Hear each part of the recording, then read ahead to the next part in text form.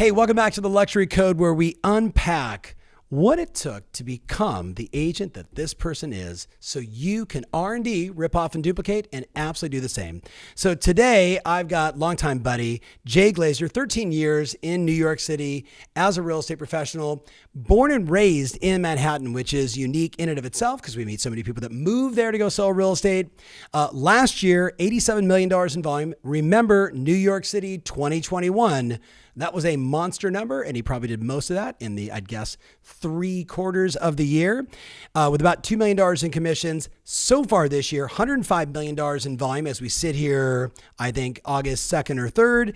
And it's just Jay and 4 rock star teammates doing it all. So, Jay, welcome to the show, man. Thank you. Thank you for having me. It's always good to see you. Am I going to see you in a couple weeks? Confession, I will not be there. Unfortunately. Interview is over. Shut the whole thing down. No, I'm just busting your chops, buddy. For the Sorry, record, I have to go, but I have a young daughter, and I have to pick my spots these days with the travel. Smart man, So, smart man. Happy wife, happy life. I get it.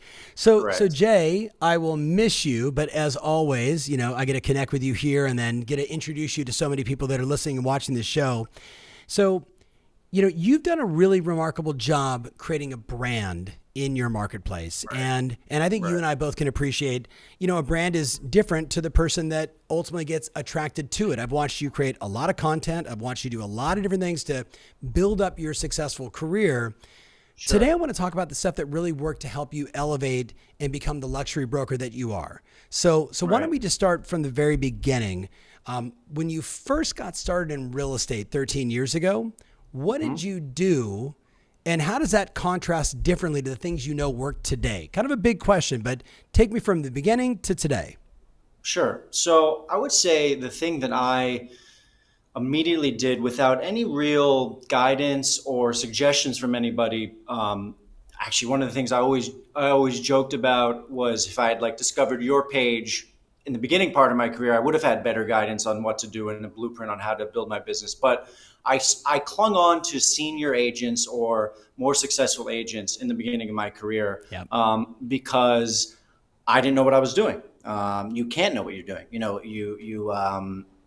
You fake it till you make it, right? So in that case, I just partnered with as many agents in the office I was working in. I did fall into a bit of luck, which is I worked in a mostly sales-based office. A lot of agents in New York City work the ranks of rentals, and then they sort of get their small sales, and then they get their luxury sales. So I was really able to get my foot in the door with sales very early in my career. And then I just, R&D'd those agents. I specifically identified what I liked about what they were doing, and then eliminated what I didn't like what they were doing, and basically built my own business model, my own way of doing business, I should say, based on what I was seeing from other agents. So Jay, my question for you is, do you now allow other newer agents to do the same thing with you? And do you advise others that want to break into luxury, even if they're already an experienced agent, to do the same? Yeah. Yeah, always. I think you got to give what you get and get what you give, for sure.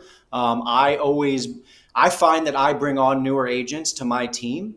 And one of the things that I really pride myself on with our team is really pushing them to become the best version of themselves. You hear a lot of stories about agents who just want, and you've used this term a lot, like minions on the team, and they don't actually want to grow and develop agents. Yeah. I actually get more stressed out and frustrated when my agents don't develop, because I just want them to be the best version of whatever professional they can be. So yeah, I mean, I went on a listing presentation last week with an agent who's not been in the business as long as I have. She knew that this wasn't her sector, wasn't really her specialty, and she brought me in to basically meet the owner with her because she wanted that guidance and expertise, and I'm all about that. I've always felt, probably from your ecosystem, that there's always plenty to go around for everybody.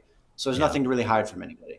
I agree. So what would you say, though, to the person that maybe is listening to this and their sales price is X, but they know if they just Right. drove 10 minutes to the left or 10 minutes to the right or whatever it may be, they could elevate their sales price. But should they go mentor somebody? What does that person need to do to go into the high end? Do they just mentor somebody, or let's talk maybe some marketing tactics? What would you recommend? Yeah, I mean, as far as marketing tactics go, I think you have to put yourself in the mindset of where the ultra wealthy i.e. the people who can afford to buy and sell those types of properties in your marketplace, you have to put yourself in the places they would be, or in the events or the type of activities that they would do. So as you know, I love golf, and it's Yeah. very organic for me.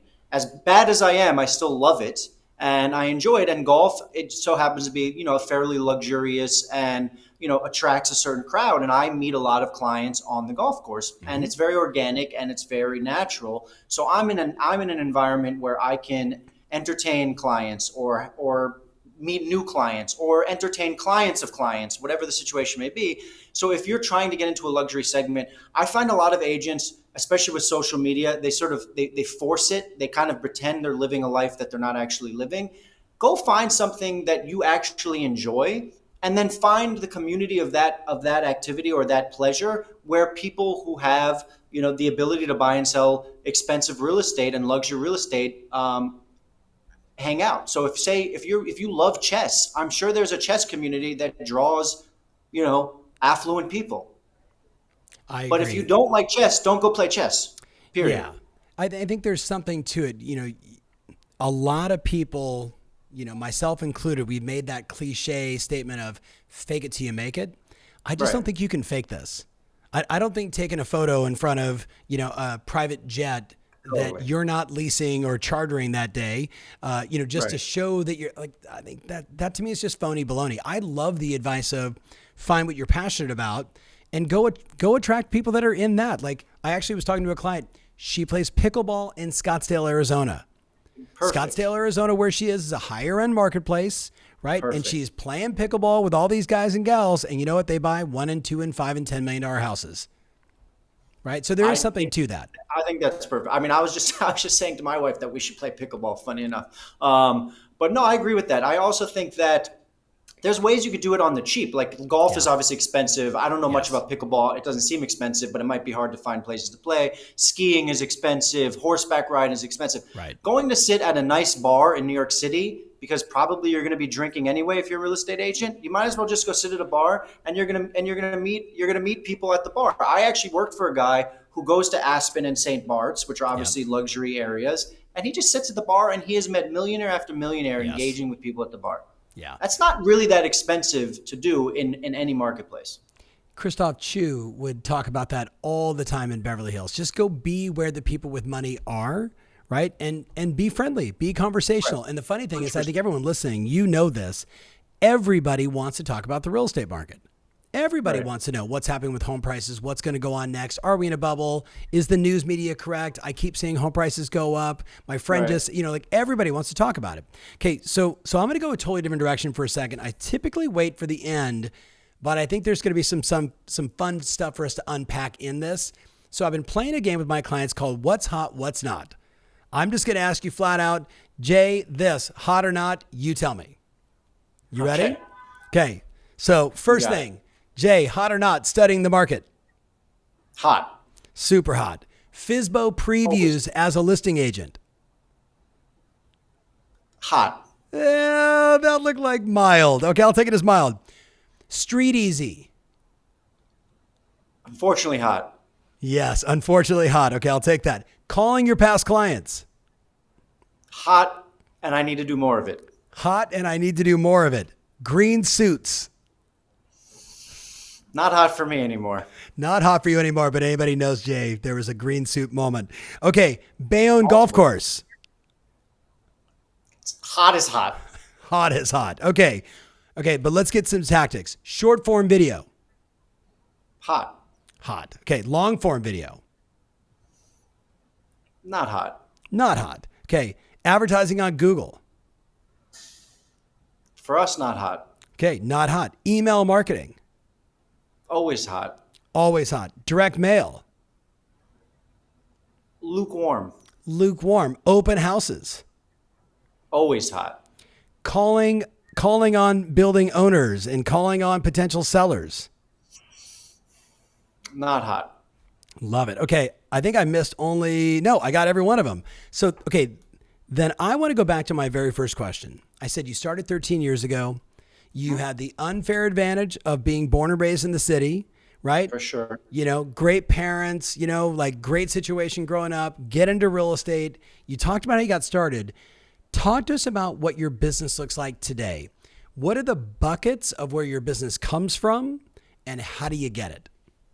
Sure. So it's funny because I think, at least by just listening and observation, people have this assumption of me in New York City as having this ridiculous network, and I'm probably my own biggest, um, critic of never actually having utilized that network.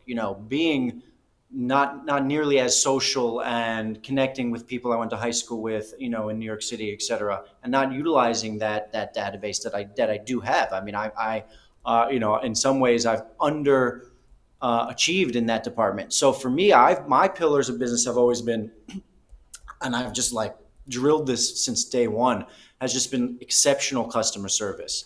And with exceptional customer service, I've been able to really be aggressive with referral business from past clients and current clients. There was a time where I think you even said at an event, or someone said, make sure you get 2 or 3 referrals from this client or a client. Right. And I actually sent text messages to certain clients and said, by the end of this calendar year, I expect 3 referrals from you no matter what.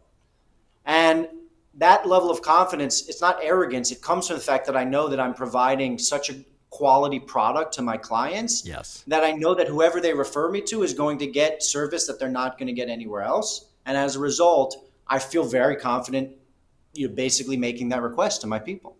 So I wanted like someone probably heard that, Jay, and they were like, oh my God, I could never just text that to my clients. Right. Safe to say you got an extraordinary level of rapport with a person before you send that text. That's not like, hey, we just closed a transaction and you're going to send me 3 referrals. For sure. It's someone is going to be a lifelong client and then Right. you've built a real relationship with. Right. No question. Right. Listen, I'm not going to lie. There are clients I would be mortified asking that of. But the majority of them, yes, I feel very confident in asking that.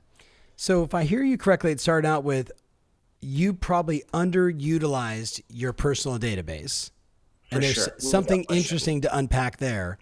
And then you said it's really just providing exceptional customers. Now I know there's more, but I want to unpack, how do you define exceptional customer service? So it's funny you should ask that. I've actually been looking at homes in other markets for myself, in second home markets, and I've really been studying how agents engage with me as a customer and thinking, okay, well, we do this very differently on my team. We do that kind of similar. So I think exceptional customer service comes from, one, a relentless desire for the outcome the client wants, right? So what that means is you really I know it's cliche, but it's true. You put the client above all else, right? Yeah. The client's needs above all else. And then listening. Listening is shockingly hard to do for real estate agents, I find. We're really internalizing what the client is telling you and then taking that information and repurposing it with an intent to sell them something or sell something for them with a high level of achievement and success. So listening. And then I also think it's simply just attention to detail on all the tiny little steps along the way in the process of selling a home or selling a client a home. There is no silver bullet or secret sauce to being a really great real estate agent. I think a lot of people try to sell that, that witchcraft, both to clients and just in our ecosystem. But when I meet with a seller or a buyer, I say the 100 steps A through Z along the way, we're just going to execute them all. My team and myself, my team especially, amazing support. We're going to execute them with as much attention, detail, and care as we possibly can, because I think, you could have an amazing dining experience, and then the waiter takes an extra 5 minutes to drop the check at the restaurant, and all of a sudden that experience goes to crap, no matter how great the meal was. Yeah. So we're very mindful of that scenario with our clients of A through Z, from the intake to the time we shake their hand at the closing table. We really want them to feel like they're having an excellent experience, and by doing that, you can then lean on them to return the favor by introducing you to people. And that's basically been the foundation of business. That's been about 65% of our business through the years. Yeah. And that's a lot, right? Especially at, you're looking at, call it $150, $170 million in volume this year, 75, 80 transactions, I'm guessing. Yeah, I mean we're at 51 now, so we'll be at probably 70. Yeah. Congrats. So, Right. so do you have an SOP or a checklist? Like it, it's easy for someone to hear it. You and I both know, like think back to when we met in like 2015. Did you Right. have checklists? Did you have systems? Did you have processes? Or were you doing a lot of things by memory? There's a good chance that someone listening right now, Jay, is still doing it by memory. Yeah, Is I mean, to be perfectly honest, so much of the systems and processes that we have in place are, there's a lot of, we do a lot of role playing in our business, right? So Yeah. I've just internalized so much of it, right? I mean, I could sit down and do a buyer's meeting in my sleep. I could probably Yes. roll out of bed and give it to somebody, and they would never know that I just woke up. So Hmm. that I think is just repetition, repetition, repetition. Right. But yeah, I mean, I have one of the things I've worked on through the years through your ecosystem is building a team. I hate being organized. Like I hate spreadsheets. Yeah. I'm an inbox zero guy. You will never see a red dot on my iPhone, but I also don't love the systems and processes part of the business. Yeah. So I've hired people to handle that for us. That was one of the first things that getting into coaching really pushed me towards was, if you don't want to do the work, hire someone to do it for you. You always used to say, if you don't have an assistant, you are the assistant. Right. So, I got smart quick and hired people who are very good at making sure that we have systems and processes in place. Steve Cohen, who I know is a friend of yours and a friend of mine, Yeah, said the same. great guy. He's like, I know I have systems, Tom. I just don't know what they are. He's like, but I Steve and I are know. probably very similar in the way we Yes. operate. Yes. And Mala Sanders, right, from the Hamptons, similar Yeah. conversation. She's like, I'm not Yeah. super organized, but I'm really good with people. So Yeah. for 100%. the person listening right now, let's unpack this just for a second. For the person listening that's like, oh, like I provide amazing service, and the way I do that is I do everything along the way for the client for the transaction. Yep. What do you say to that person? And that person's struggling or that person, what? They just it's the most consistent argument I hear, which is, but I do everything for my client, so I don't need to hire anybody else. Now I have Got it. my own argument, Jay, and I'll Got tell you mine is I know you have an 11-month-old baby, and I Right. know you want to be home more and you want to be around your kid Sure. more. And I know what it was like to build my business early on and how much time it took and the sacrifices I had to make. And when people say, what would you have done differently? I say, I would have hired more people sooner. Yeah. I would have Got traded it. shekels for time for my young boys. Right. You with me? Yeah. I would have traded Yeah. shekels for time. Yeah. So what do you say to that person?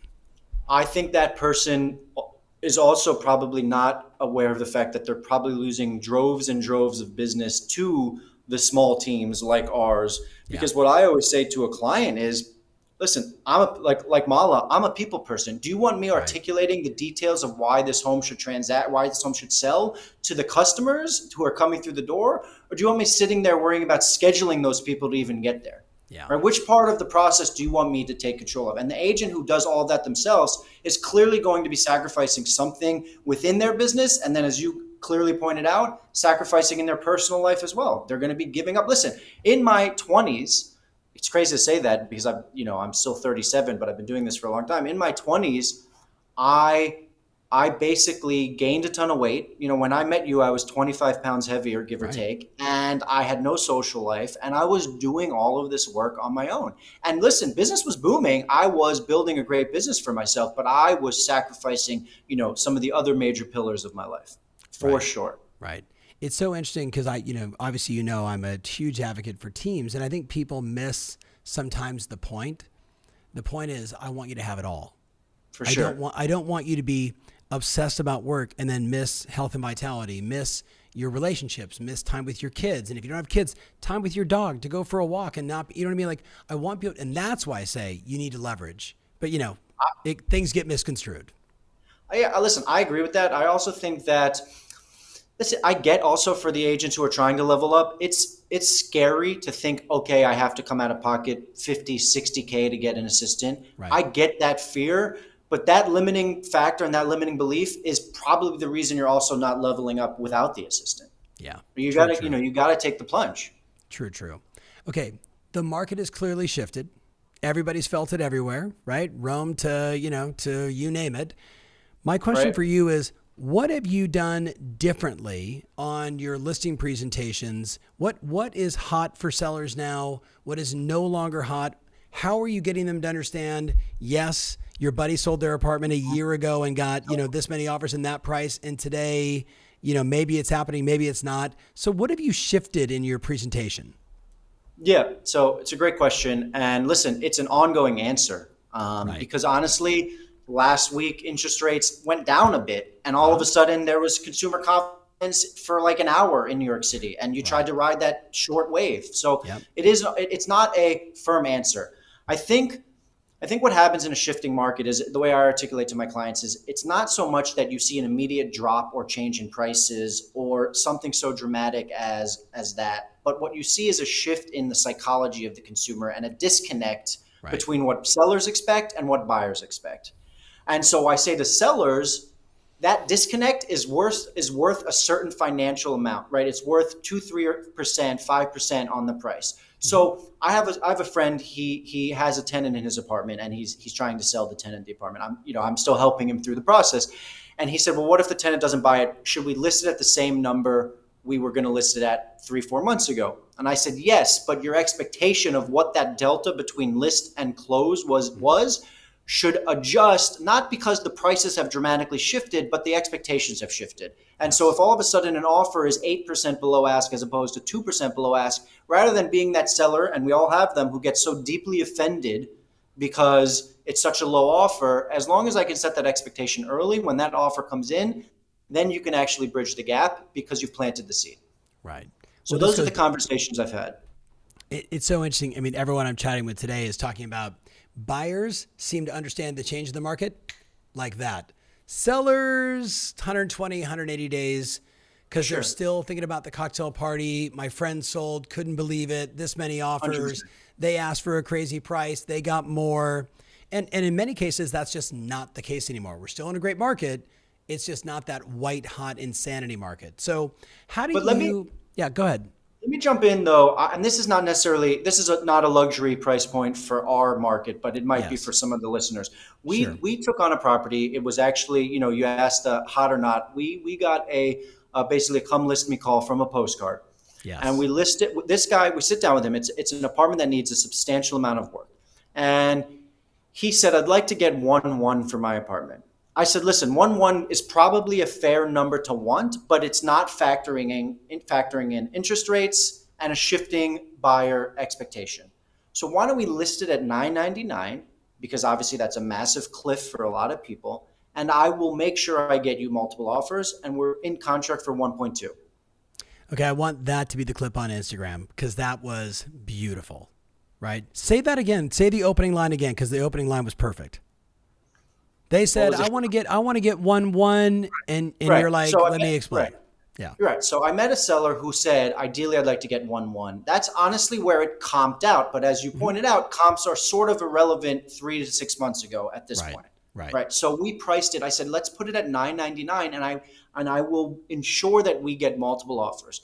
Lo and behold, the floodgates open, and we're in contract for 1.2. So we're now $100K over the number that he was hoping to get for his apartment. Yeah. The key what I love though, Jay, is you said something to the effect of, that's a great price to want because of interest rates and buyer expectations. I'm going to recommend $999. Like that line for me, I was like, I wish I captured it and I got it in my head. Sorry, I'll say it. So yes, so that's, we don't need to rehash it. I think the listeners like, cause that was like, oh, that was a really strong line. It's great that you want that.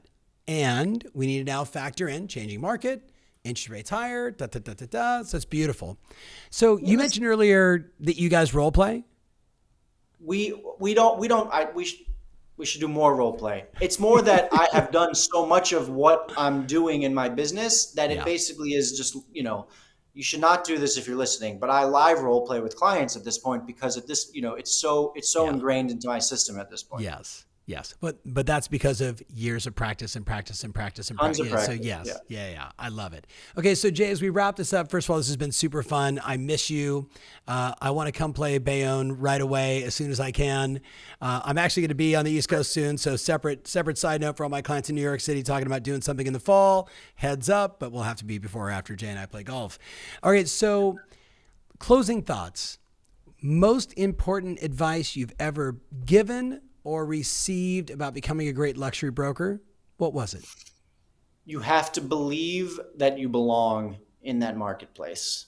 You know, we all have limiting beliefs. We all have self-image issues, if you know, maybe that's not the right word, but we all lack confidence sometimes. And you know, the notion that I've always wanted to break into higher price points, so everybody does, right? Yeah. When I went on my first listing presentation for a $15 million apartment, I was nervous as it can be, as can be. I mean, I was shaking in the elevator up to the apartment, but I believe that's where I belong. And that's the type of advice I was given in order to walk in there with, you know, the confidence, because as you know, a lot of your communication is nonverbal. And if you walk in there, you know, and you are, you know, cowering, then they're going to know that you don't belong there. Yeah. Yeah. Good advice. Good advice. All right. Kiss that gorgeous baby. I can't wait to see you soon. I'm going to miss you at the summit, but you're there in spirit always. Thank you so much. And for the person listening, make sure you follow. It's Jay Glazer NYC on Instagram. I follow him. He is hysterical and funny and interesting and thought-provoking. So make sure you check him out there. And then Jay, thank you just for your generosity and sharing. For everybody out there, make sure you like, subscribe, and do all that, you know, fun stuff for, you know, Instagram and YouTube. And we'll see you guys on the next show. Jay, thanks so much, partner.